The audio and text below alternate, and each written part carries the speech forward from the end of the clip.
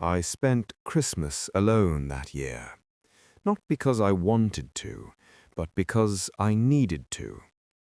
I rented a small wooden cabin far from the city, surrounded by trees so tall and dense they blocked out most of the sky.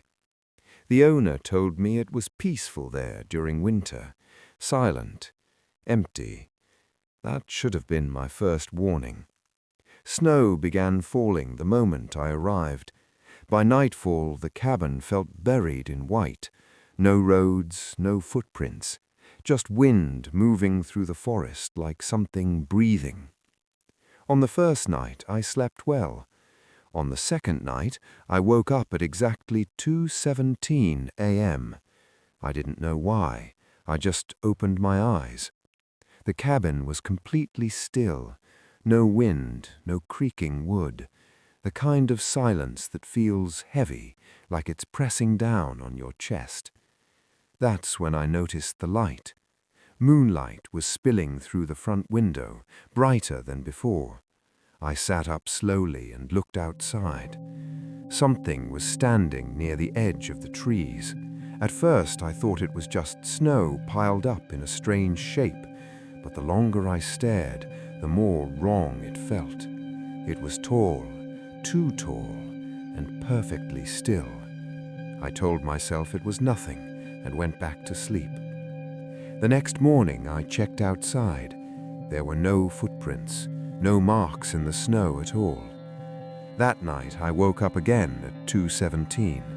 This time I didn't need to look out the window. I could feel it was closer. When I finally forced myself to look, my stomach tightened. Whatever had been standing near the trees was now halfway across the clearing, close enough that I could make out its shape. It looked like a snowman, but it was wrong. Its body wasn't smooth. It was uneven, as if packed together in a hurry. Its head leaned slightly to one side, and where its face should have been, there were only shallow holes, pressed in, not carved. It didn't move. It didn't need to. On the third night, I didn't sleep at all. I sat in the dark, watching the window, waiting for 2:17. When the time came, the air inside the cabin turned cold. Not winter cold, something else. The snowman was right outside the window, so close that frost formed on the glass where it stood. I could see the dents its face clearly now. They weren't empty, they were watching. I backed away slowly, every sound inside my head feeling too loud. That's when I heard it.